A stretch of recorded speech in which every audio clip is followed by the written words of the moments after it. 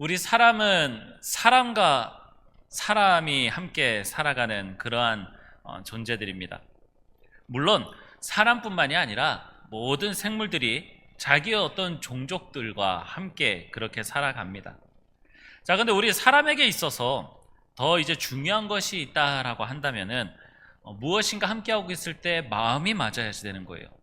친구를 사귀는 데 있어서도 마음이 맞아야지 되는 거고, 부부가 함께 사는데도 마음이 맞아야지 됩니다. 뿐만이 아니라 우리가 사회생활을 하더라도 회사나 아니면 그 외에 어떤 무슨 일을 할 때에도 우리는 마음이 맞아야지 할 수 있어요. 자, 그런데 그 마음이 맞는 어떤 그 대상에 대하여서 동등한 입장에서 어떤 마음이 맞는 그런 사람들이 있는가 하면은, 아니면은 이제 어떤 상하 관계 속에서 갑과 을의 관계 속에서 그 갑의 마음에 맞도록 하는 그러한 사람의 마음으로도 살아가고 있다라고 하는 것이죠. 자, 우리가 세상에서 살아갈 때에 사람과 누가 어떻게 함께 할지, 이 사람이 내 마음에 맞는 건지 아닌지를 회사 입장으로 한번 본다면은 그 사람의 실력을 많이 보게 될 겁니다. 일단은 이 사람이 어떤 사람인지를 파악하기 위해서 일단은 먼저 이 사람이 어떤 학벌과 어떤 이력을 가지고 있는지, 또 어떠한 경험을 가지고 있는지, 그런 것들을 보게 될 거예요. 그리고 면접이나 그런 거를 통하여서 외모나 말투, 또한 얼마나 또한 센스가 있는지 여러 가지 어떤 그런 모습들을 또한 볼 겁니다. 그리고 그 어떤 심사를 보는 사람들의 마음에 맞으면 그 사람을 뽑고 이제 같이 일을 할 수 있게끔 되는 거죠. 물론 그때 마음에 맞는다고 해서 계속해서 앞으로도 쭉 마음에 맞는다라고 보장할 수는 없습니다. 하지만 적어도 사람이 사람과 함께하는 데에 어떤 집중적으로 바라보는 그 무엇인가가 있다라고 하는 것이죠. 그런데 주로 이 사람은 그 마음에 맞는 것이 무엇인가라고 했을 때에 여러 가지 타협을 하기도 하고, 또한 여러 가지 내려놓는 것도 있기도 합니다. 마찬가지로 어떤 마음에 드는 것에 대해서 본다면은 겉에 보이는 것들을 주로 많이 신경 쓴다라고 하는 거예요. 이 자리에 나와서 어떤 말씀을 전하는 저의 모습이라든지, 또한 이 자리에 나오시는 분들에게도 어떤 보이는 그러한 것에 있어서 마음에 안 들게 하는 어떤 그런 행동을 하지 않기 위해서 복장이라든지 아니면 그 외의 외모적인 것이라든지 말투라든지 어떤 얼굴의 미소라든지 그런 거를 상대방의 마음에 들게 하기 위하여서 신경을 쓰면서 또한 나오기도 한다라고 하는 것이죠. 만약에 상대방의 마음에 들지 않는다라고 한다면은 간접적으로나 또한 직접적으로 굉장히 또한 그 안에서 불협화음이 일어나고 그 안에서 제대로 된 일이 일어나지 못하게 될 겁니다. 서로가 삐끄덕대면서 같이 일하지 못하게 되는 그러한 일도 나타나지겠죠. 자, 오늘도 이러한 말씀이 나타납니다. 하나님께서 사울을 40년간 왕으로 세우셨지만 사울을 패하시고 다윗을 왕으로 세우시고 증언하여 이르시되 내가 이새의 아들 다윗을 만나니 내 마음에 맞는 사람이라 라고 이렇게 말씀하셨어요. 그러니 우리는 이 다윗의 다윗을 칭하는 그 주님의 어떠한 이러한 말씀을 보고, 야, 다윗이 하나님의 마음에 맞는 사람이었다고, 나도 참 다윗처럼 하나님의 마음에 맞는 사람이 되고 싶다라고 그러한 생각을 하게 될 것입니다. 신앙생활을 하는 모든 사람들은 다 다윗처럼 하나님의 마음에 맞는 사람이 되고 싶을 거예요. 가장 내가 사랑하고 가장 전지전능하시고 가장 위대하시고 나의 생명 되어주시는 하나님의 마음에 맞는다라고 하는, 이것보다 더 큰 칭찬과 이것보다 더 큰 감격이 어디 있겠습니까? 자, 그런데 이 주님의 마음에 맞는 자가 어떠한 자인지를 우리가 잘 알고 있지만 다시 한 번 더 말씀을 통하여 다시 한 번 더 우리의 마음 가운데 묵상하고 마음에 담아서 주님이 원하시는 마음에 맞는 자가 되기를 소망합니다. 주님께서 말씀하시는 내 마음에 맞는 자라고 하는 말씀은 우리 사람들처럼 조건을 보시면서 이야기하시는 것이 아니라 선포하신 것이라고 하는 거예요. 내 마음에 맞는 사람이다.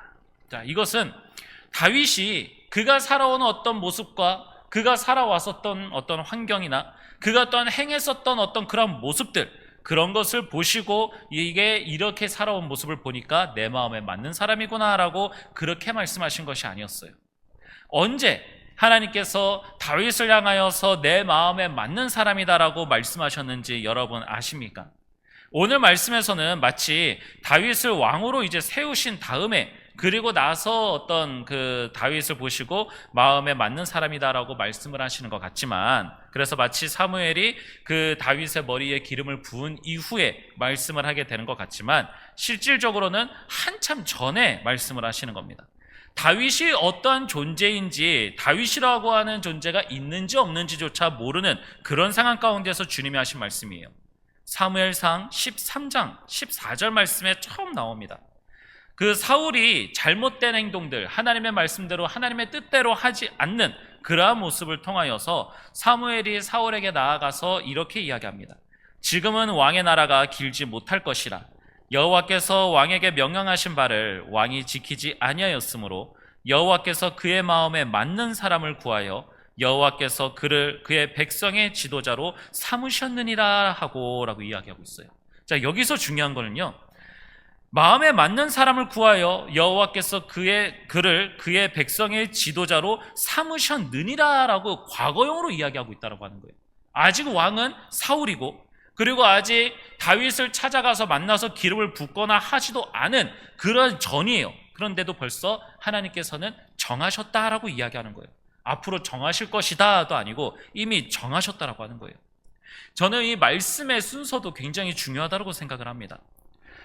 만약에 이 다윗의 어떤 그런 삶과 어떤 다윗의 모습이 중요했다라고 한다면은, 이 사무엘상에서는 이 앞에서부터 다윗이 어떤 태어났었던 모습이라든지 그가 어떻게 행동했었는지 그것에 관한 이야기들이 앞에 먼저 나오기라도 했었어야 됐어요. 그러면은 그 초점이 다윗에 있구나라고 하는 것을 알 수 있기 때문에 그렇죠. 그런데 다윗에 대한 이야기, 그가 어떻게 살았는지 이야기가 전혀 안 나옵니다. 나중에 후에 가서야 다윗이 어떤 이제 양들을 지키고 있는데 사자라든지 곰이라든지 왔을 때에 그때 담대하게 싸워서 이기고 하고 했던 그런 모습들은 나중에 나오게 되는 거고요. 하나님께서는 지금 다윗을 왜 세우셨는지, 왜 마음에 맞는 사람이라고 이야기하시면서 왜 그를 왕으로 세우시려고 이미 하셨는지 그것에 대한 이야기가 안 나오고 있다고 하는 것이죠. 그 이유가 무엇일까요? 사람의 조건, 우리가 쉽게 사람이 사람을 만날 때에 이 사람의 스펙이 어떻고 이 사람의 어떤 학벌이 어떻고 여러 가지 많은 어떤 모습들을 보게 될 텐데, 하나님은 그것들을 보시지 않는다라고 하는 거예요. 하나님께서 다윗을 택하신 것은 그저 전적으로 하나님의 은혜였고 하나님의 마음이었고 하나님의 그냥 은혜였다라고 하는 것입니다. 하나님이 그렇게 그냥 택하신 거예요. 하나님이 정하신 거예요. 그러니 다윗은 어떤 경건한 모습이나 어떤 좋은 모습, 대단한 어떤 그런 믿음에 있는 실천에 대한 모습, 그런 것들로서 택함 받았던 것이 아니라고 하는 거예요. 하지만 중요한 것이 있습니다. 하나님께서는 처음에 이제 사무엘이 이새의 아들에게 가서 기름을 이제 부으려고서 이제 갔을 때에, 하나님의 말씀을 보고 이제 갔을 때에 첫째 아들을 보고 얘가 왕이 될 상이구나라고 하면서 이제 기름을 부으려고 하잖아요. 그때 하나님께서 말씀하실 때에 그의 용모와 키를 보지 말라라고 하시면서 사람은 외모를 보거니와 나 여호와는 중심을 보느니라라고 이렇게 말씀을 하십니다. 자, 이 말씀을 보고 우리의 마음이 중요한 것이구나라고 물론 그렇게 생각할 수 있습니다. 맞는 말이에요. 우리의 중심이 하나님을 향하고 있어야지, 그래야 하나님의 마음에 맞는 사람의 조건이 될 것입니다. 근데 중요한 것은 앞서 이야기했듯이 다윗이 하나님을 잘 믿었는지 아닌지 우리가 어떻게 하냐라고 하는 거예요. 당시에 아무도 모를 겁니다. 그의 아버지도 몰랐고 사무엘도 몰랐습니다. 다윗과 함께하고 있었던 모든 사람들이 이 다윗이 하나님을 잘 믿고 있고 하나님의 마음에 맞는 사람으로서 왕이 될 상인지 아무도 모르고 있었다라고 하는 것이죠. 자, 그런데 하나님께서는 하나님이 택하신 자를 그냥 택하셨고 그걸로 끝나신 것이 아니다라고 하는 거예요. 앞서 사울에 대한 이야기가 있었지 않습니까? 본문에. 그 후에 그들이 왕을 구하거늘이라고 21절에 이야기하고 있어요. 이스라엘 백성들이 자기들이 보기에 좋은 왕을 하나님 앞에 구했다라고 하는 것을 우리는 잘 알 수 있습니다. 이방인들이 세우고 있었던 그런 왕들처럼 어떤 강하고 카리스마 있고 어떤 자기들보다 힘이 있어서 앞서 나아갈 수 있고 우리를 대표할 수 있을 만한 용모를 가진 사람, 그래서 사울이 뽑혔던 거예요. 사람들 마음에 드는 그러한 사람을 뽑았다라고 하는 것이죠. 자, 그런데 하나님께서는 하나님의 마음에 드는 사람을 뽑으신 후에 하나님께서 어떻게 하시느냐? 하나님의 마음에 드는 사람으로서 그 사람을 왕으로 사용하시고자 그 어려서부터 다윗을 하나님께서는 훈련시키셨고, 하나님께서 그 중심이 하나님의 사람으로 자라날 수 있도록 하나님께서 그를 인도하셨고 자라나게 하셨다라고 하는 사실을 우리는 알아야지 된다라고 하는 거예요. 우리 사람은 스스로가 하나님을 생각할 수도 없고 하나님을 인정할 수도 없고 하나님의 말씀에 순종할 수도 없는 사람이라고 하는 것을 우리는 깨달아야지 됩니다. 그리고 하나님께서 택하신 구원받은 사람들은, 또한 하나님께서 역사하시며 이루고자 하시는 사람은 하나님께서 그 사람을 택하시면서 동시에 그 사람이 그 일을 할 수 있도록 하나님께서 그 사람을 만들어 가신다라고 하는 거예요. 그래서 우리는 보통 이렇게 생각을 합니다. 어느 순간 교회에서나 아니면 갑자기 어떠한 감동으로라든지 이런 마음이 들 때가 있어요. 교회에 내가 어떤 무엇인가의 헌신을 내가 해야지 되겠다. 또는 누군가가 부를 수 있습니다. 누군가가 목사님이라든지 어떤 다른 누군가가 어떤 일을 맡길 수도 있어요. 자, 그럴 때 우리는 생각을 하게 됩니다. 저는 아직 그 일을 할 수 있는 사람이 아닌데요. 저는 그 일을 감당할 수 없는 사람인데요. 저는 지금 상황이 이렇고 해서 저는 될 수가 없는 그러한 사람인데요. 이런 생각들을 우리는 하게 된다라고 하는 거예요. 한편으로는 겸손함과 한편으로는 조금 귀차니즘이 있을 수 있어요. 이것까지 더 하게 되면 좀 더 힘든데, 내가 집에서 더 쉴 수 있는데 내가 교회를 더 하게 되면 내가 쉬지 못하게 될 것 같은데, 많은 어떤 그러한 생각을 할 수 있습니다. 자, 사람의 생각으로는 그럴 수 있어요. 사람의 조건으로는 그럴 수 있습니다.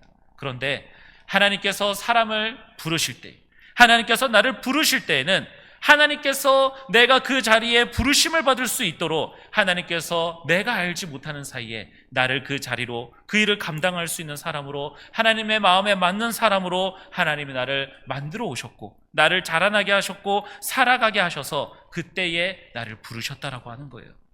하나님이 하나님의 마음에 맞는 사람을 부르신 방법은 바로 이것이라고 하는 겁니다. 사람은 자기 자신을 바라보고 자기 자신을 평가할 때에도 자기의 조건을 바라봅니다. 외적인 조건이든 어떤 내적인 조건이든 자기의 상황을 살펴요. 하지만 하나님의 마음에 맞는 사람은 하나님께서 택하셨고 그 일을 감당할 수 있도록 하나님께서 모든 것을 만드셔서 부르신다라고 하는 겁니다. 다윗과 같이 그의 일생에 있어서 하나님께서 그 모든 것들을 준비하게 하셨고 때가 되어서 하나님이 부르신 자가 있습니다. 바로 모세예요. 모세는 40세 동안 가장 강력한 애굽의 왕자로서 그것에서 최고의 교육을 받으면서 최고의 어떤 정치적으로나 군사적으로나 많은 교육을 받으면서 그렇게 살아왔었습니다. 그러다 40세에 애굽에서 이제 도망쳐 나와서 또다시 이제는 미디안 광야에서 살아가게 되는데 40년 동안 또한 살아가게 하십니다. 하나님께서는 이 80년이라고 하는 이 시간 동안 모세를 하나님의 마음에 맞는 사람으로서 하나님의 일을 하게 하시고자 그 모든 그의 인생 80년을 사용하셨다고 하는 거예요.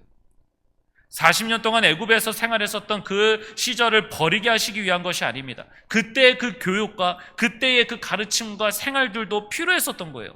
많은 그 남자만 60만 명이나 되는 그러한 많은 사람들, 그리고 전쟁에 나아가서 싸우기도 해야지 되는 그 모든 것들, 그것들을 다 어디서 얻고 어디서 그런 카리스마와 어떻게 그런 지도력을 가질 수 있었을까요? 그가 젊었을 때 배워왔었던 그 교육, 최고의 교육을 가지고 배울 수 있었던 거예요. 그리고 그를 또한 준비해 나아가셨습니다. 자, 그리고 나서 하나님이 부르셨을 때에 어찌 보면 그의 인생은 이제 준비가 다 되어 있는데도 불구하고 하나님이 부르셨을 때 모세는 뭐라고 했어요? 네, 저 준비됐으니까 이제 저 보내주세요. 모세가 그렇게 이야기했습니까? 모세만큼이 또 고집도 똥고집이 이런 고집이 없어요. 하나님께서 계속해서 가라고 말씀하시는데도 불구하고 계속해서 저는 안 됩니다, 저는 싫습니다, 저는 부족한 사람입니다라고 이야기를 계속해서 그렇게 이야기합니다. 나중에는 뉘앙스상으로는 하나님께서 화까지 내시면서 이제 말하는 게 저는 꼭 화 내시는 것처럼 이제 그렇게 보였었거든요. 네 형이 있으니까 네 형 붙여줄 테니까 가라고 이제 그렇게까지 말씀하실 정도로 그렇게 이제 이야기를 하시죠. 하나님께서는 그렇게 우리 사람들을 부르시는 거예요. 하나님의 사람들을 그렇게 부르십니다.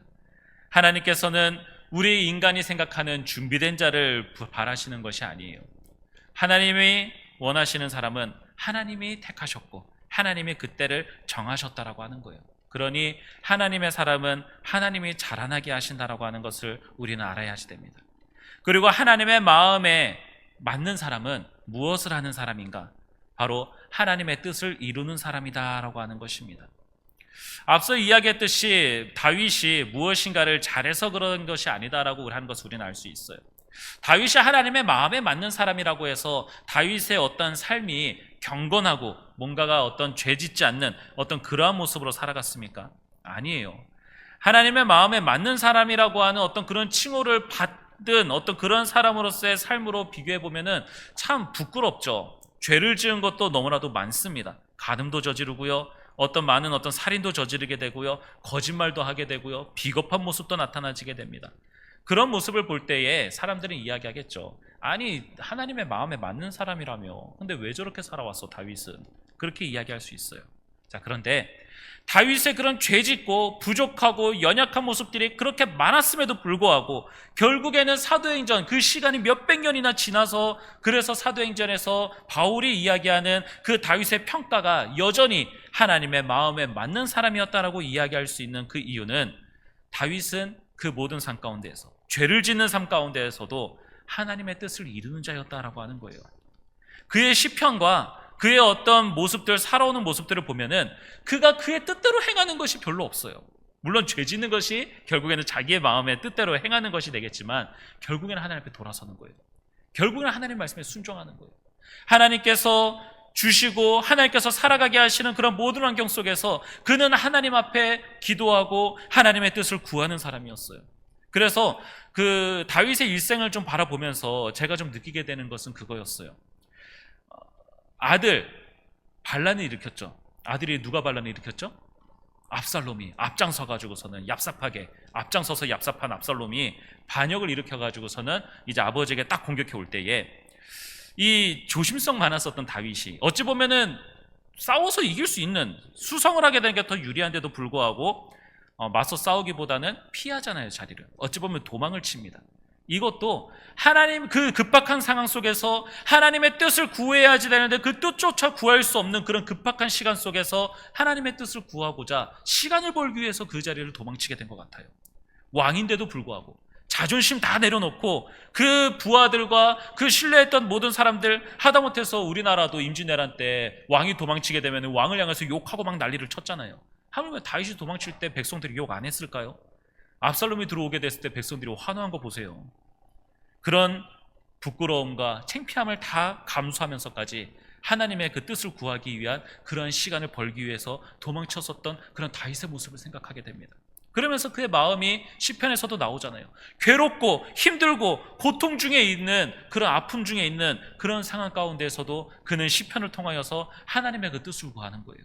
자기의 섣부른 생각대로 공격해 오네? 그럼 나는 싸워야지, 이기겠지, 하나님이 나를 이기게 하시겠지, 이렇게 그냥 스스로 생각하면서 행한 것이 아니라 하나님의 뜻을 구했다라고 하는 거예요.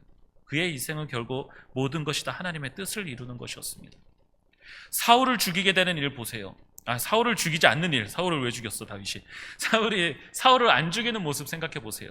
그 좀 부끄럽지만 사울이 말 그대로 똥 눌라고 동굴에 들어가 가지고서는 이제 그곳에 있을 때 가가지고 그 동굴 안에 먼저 들어와 있었던 다윗과 그의 일행들이 지금 이거 하나님이 주신 기회다, 하나님이 주신 거다, 이것만큼 좋은 기회가 없다, 저 왕의 호의도 없고 왕이 혼자서 저러고 있는데 지금 가서 죽이기만 하면 된다.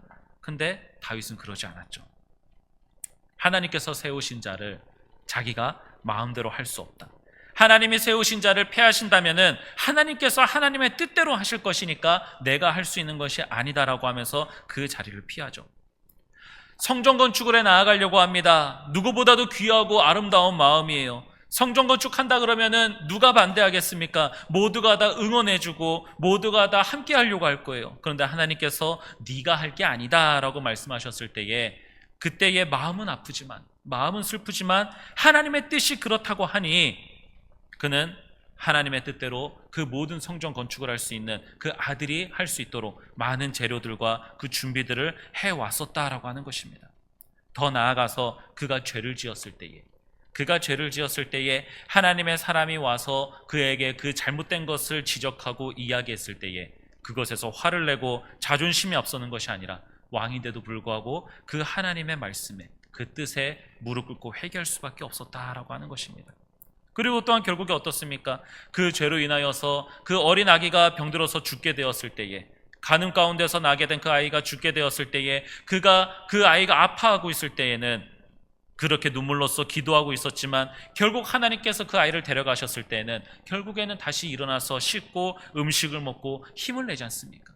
그러면서 사람들이 와서 아니 그렇게 슬퍼했는데도 불구하고 아들이 죽었다고 하니까 아기가 죽었다고 하니까 왜 이제 이렇게 멀쩡하게 이제 살아갑니까? 라고 했을 때 하나님이 데려가셨잖냐. 하나님이 데려가셨으니 하나님이 하신 것이니 내가 왜 계속해서 슬퍼하겠느냐라고 그렇게 이야기합니다. 하나님의 마음에 맞는 사람이 어떤 사람인지 이제는 확실히 아시겠습니까? 하나님의 마음에 맞는 사람은 내가 생각하는 인생에 생각하는 어떤 그러한 중요한 자리나 어떤 권력이나 물질이나 그런 것을 많이 가지고 있는 그러한 사람이 아니다라고 하는 거예요. 하나님의 마음에 맞는 사람은 하나님께서 정하신 것이고 하나님이 택하셨고 그리고 그 사람이 하나님이 마음에 맞는 그런 사람이 통하여서 하나님이 역사하실 수 있도록 하나님은 그 사람을 훈련시키시고 삶 가운데에서 하나님의 그 때가 되도록 그 사람을 자라나게 하신다라고 하는 것입니다. 말씀을 맺도록 하겠습니다. 하나님은 다윗을 자격이 있어서 왕으로 세우신 것이 아니었습니다. 자기의 뜻을 이루기 위해서 은혜로 먼저 택하셨습니다. 그리고 그 택하심 속에서 다윗이 하나님의 뜻대로 자라날 수 있도록 인도하셨고 하나님의 마음에 합한 사람으로서 세워져 갈 수 있게 인도해 주셨습니다. 그리고 오늘날 우리에게 그렇게 역사하신다고 하는 것입니다. 하나님께서는 창세 전에 이미 우리를 택하셨습니다. 하나님의 은혜 가운데 택하셨고 그 택하심 속에서 하나님의 사람으로 살아갈 수 있도록 우리를 살아가게 하셨습니다. 비록 우리의 삶 가운데에서 여전히 내 생각과 내 마음과 내 감정이 앞설 때가 있습니다. 하지만 그럴 때마다 우리에게 말씀을 주셨고 기도할 수 있게 하셨고 하나님을 기억하게 하셨습니다. 그래서 내 뜻대로 살아갈 수 있도록 하신 것이 아니라 결국에는 하나님의 뜻을 생각하게 하셨고 하나님의 뜻을 묵상하며 하나님의 그 말씀에 그 뜻에 순종하며 살아갈 수 있는 사람이 되게 하셨다라고 하는 것입니다.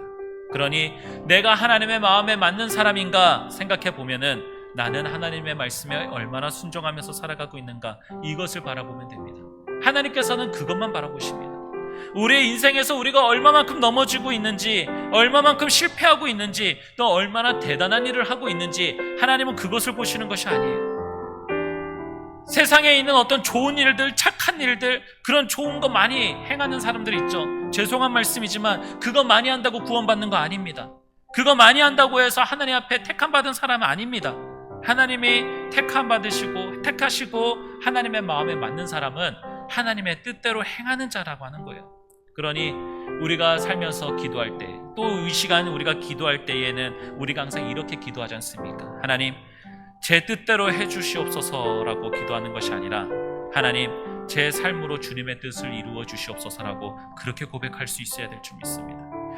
완벽한 자를 찾으시는 것이 아닙니다. 하나님의 말씀에 순종하며 그 은혜에 응답하는 자를 주님께서는 원하신다라고 하는 것, 이 사실을 우리 다시 한 번 더 기억함으로써 하나님의 마음에 합한 자, 하나님의 마음에 맞는 자가 되어서 하나님의 뜻이 나의 삶 가운데서 온전히 다 이루어져 나아갈 수 있는 그러한 복된 사람의 삶을 살아가실 수 있기를 간절히 소망합니다.